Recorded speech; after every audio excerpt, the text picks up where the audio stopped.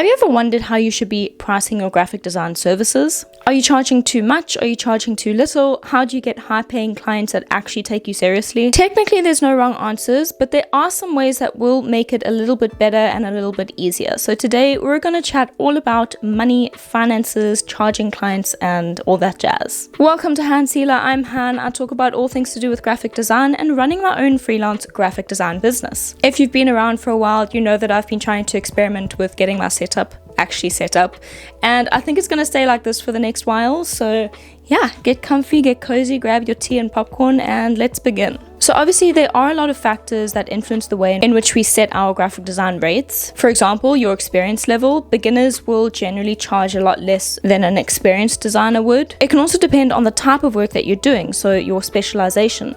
For example, branding or packaging, print design, digital design. Are you adding in strategy? Are you doing illustration? Are you doing packaging? Are you doing UI? Are you designing a website? So all of those factors also come into play on how you will charge your clients. But ultimately, if you're freelancing full-time, you need to make sure that all of your expenses are covered and that you walk away with some form of profit. And this is called your minimum accepted rate, because there are a lot of different expenses that freelance designers have to pay for. There are business expenses such as software subscriptions, banking fees, your website, your domain, your business email, your Wi-Fi, your insurance, your hardware, marketing, professional development, and upskilling yourself. So those would all be business expenses. And then you also have your lifestyle expenses. So that would be your rent and your utilities, your healthcare, your car payments, your petrol, your retirement savings, and all that jazz. So when you set your rates, always make sure that you're covering all of those expenses that you need to pay for. So how do we actually begin here? So the first step will actually be to do research. A whole bunch of things come into play here. So your specialization, your location, your experience, your history, your portfolio, your skill set, all of that plays a role in how you will charge your client. So I would recommend researching two things. Number one being your local rates. So you can understand what freelance designers are charging in your geographic area close to you. And number two, your industry standards. So research what designers in your niche are specifically charging. By doing research, you're able to use other graphic designers as a benchmark for how you're going to set your price rates. Especially as a beginner, you don't want to be charging too little because clients might think that you're not good, and you don't want to be charging too much because clients don't know you, they don't trust you. However, the more clients that you work with, the more you can build your portfolio, the better clientele list that you can build. Your skills also become better, you gain more experience, and then you're able to hit those higher paying clients a lot easier than you would as a beginner. So I would say that there are two main ways that you can set your design rates. First up, we have the hourly rate. When I first started freelancing, I would charge an hourly rate because it's simple, it's straightforward, and it's very easy to understand. But personally, where I am now, speaking from experience, I would not recommend doing an hourly rate. The problem with charging an hourly rate is if you work fast, you end up doing it a lot quicker, and therefore you charge a lot less. But if you're doing a job really quickly, you should be charging a bit more. So it doesn't really make sense to charge an hourly rate. And on top of that, the more you practice, the more experience you get, the more you work with the software, the faster you are going to get. So the more and more you do graphic design, you're only going to get quicker and quicker. And if you're charging an hourly rate, so you're not going to really benefit from an hourly rate the more experienced you become as a graphic designer. And another problem with the hourly rate is if you quote a client for 8 hours of work, but it actually took you 12 hours of work, you lose out on that extra 4 hours, and you don't get money for those 4 hours because it wasn't in the original quote or the original service agreement. And then you find yourself at a loss, and you don't want that. But if you were to choose the sort of pricing model of charging hourly, how would you actually work out what your ideal hourly rate would be? It's difficult for me to give a ballpark figure because everyone lives in different places of the world. Someone in South Africa is not going to charge the same as someone in the US, who's not going to charge the same as someone in France, for example. So with all the currency conversions, it really is relative to your geographic region. But I can help you try to figure out what you should calculate. First off, you're going to calculate how many hours you're working in a month. Obviously, you work 8 hours a day, 5 days a week. 40 hours is the standard for a full-time job, at least in South Africa. In France, it's 35 hours, fun fact. But anyway, let's go with a 40-hour work week, and there are 4 weeks in the month, almost said the year.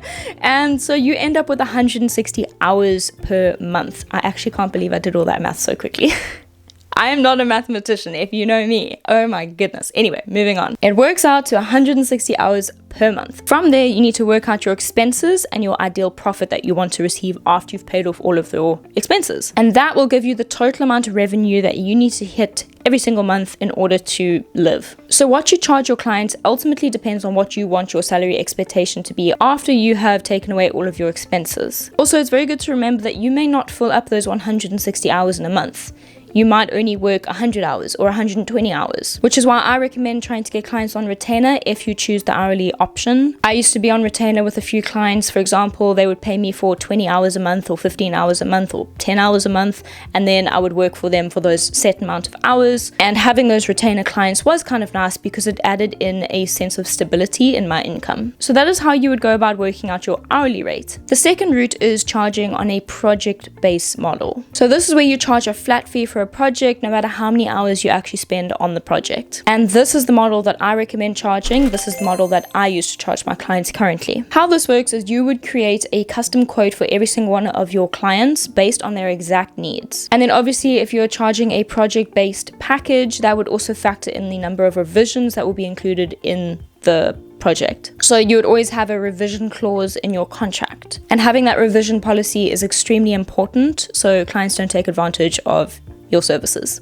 For example, you can include perhaps 1 or maybe 2 revisions in the project, and then anything done beyond that, or if they want an additional revision, then it moves into an hourly rate. And that's what I do currently, although there's a very rare times where clients actually ask for those additional revisions, so I don't usually have to worry about that very much. With project-based charging, you can also seamlessly integrate value-based packages as well. Value-based charging is when you charge your client according to who they are and basically the value that you're going to deliver to the client. For instance, creating a logo for a small business is going to be very different to creating a logo for an already established large corporation. You would price your project lower for the small business than you would for a large corporation. Think of a startup entrepreneur selling candles versus Nike wanting to hire you. So that is something you can also integrate into your packages. And obviously, if you do project-based rates, you would have to ask for an upfront deposit and include a confidentiality clause on all your communications that you have with your client. If all the legal side of things interests you, let me know in the comments and I could do a video perhaps on all that sort of jazz. But there's way too much of that to get into this video and it'll make me go off topic on this video. So back to project charging. Now, how would you actually work out the price of your project packages? Well, again,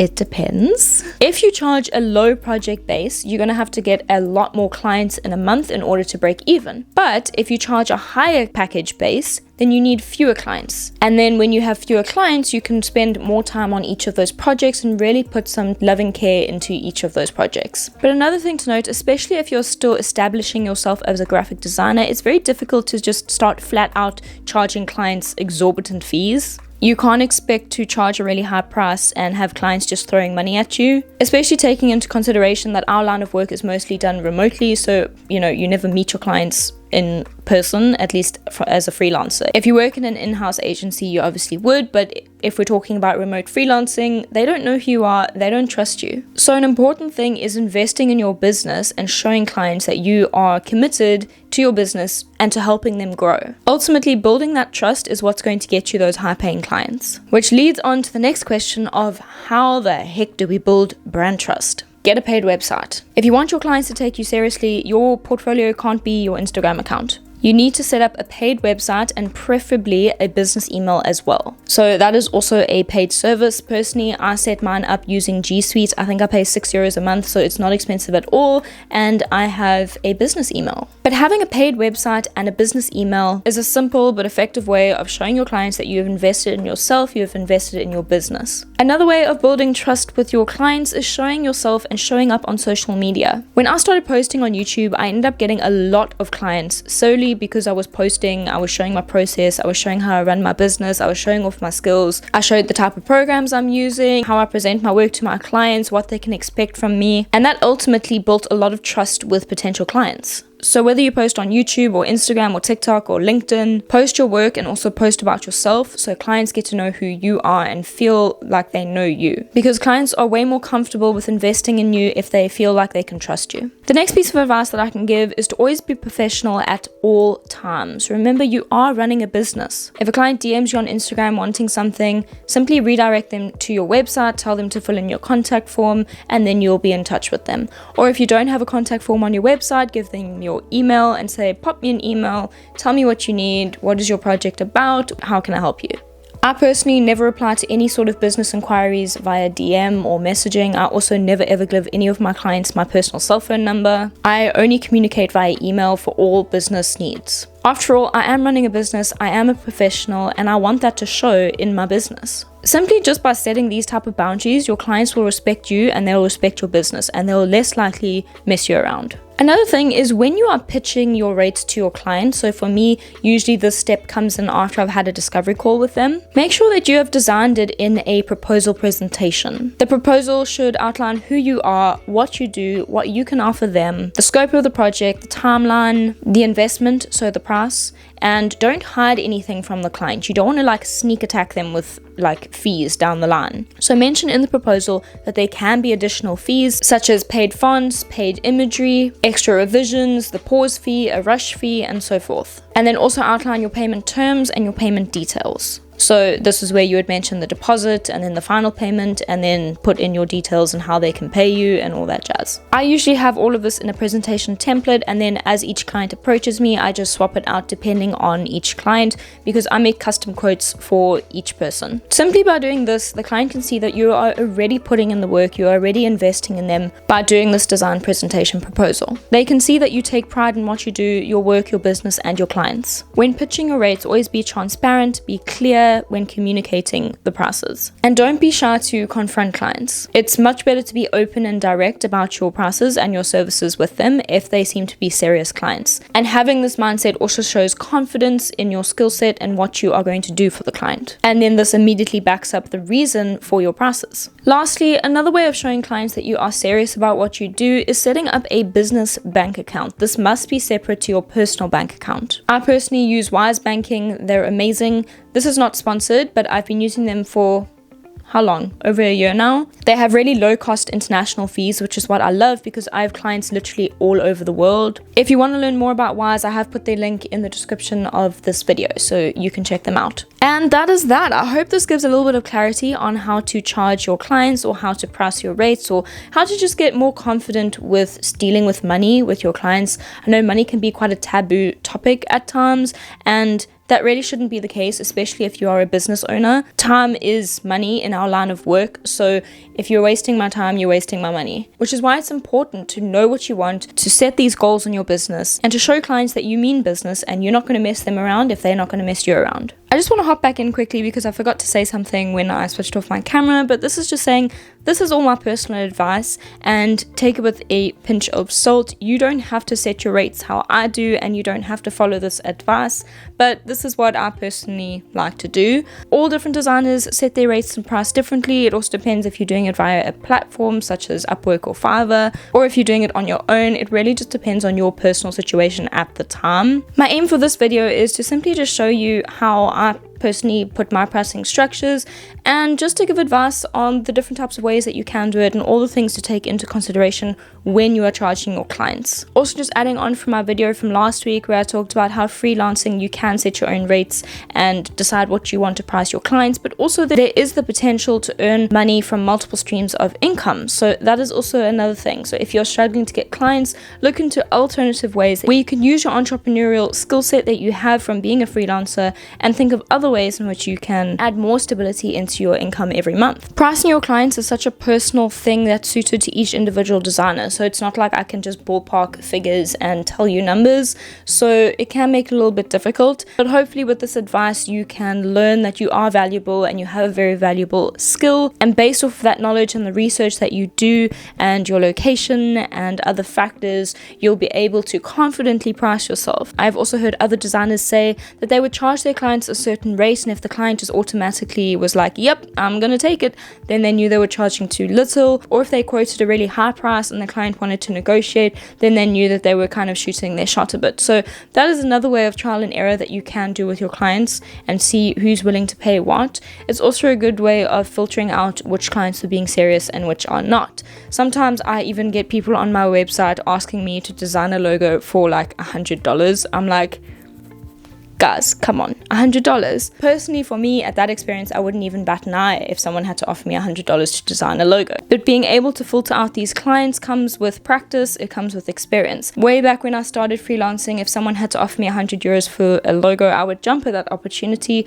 But now where I am currently, I do not. So I just wanted to add in those last little pointers that I forgot to mention when I was filming earlier. Okay, thank you for listening. Now I am done. If you enjoyed this video, guys, please give it some love, add a little heart, subscribe if you want to see more video content like this. If you want to see another super cool graphic design video, then check out this video. I know it's going to benefit you really well. Have a lovely day wherever you are in the world, and I will see you soon. Thanks for watching, guys. Bye.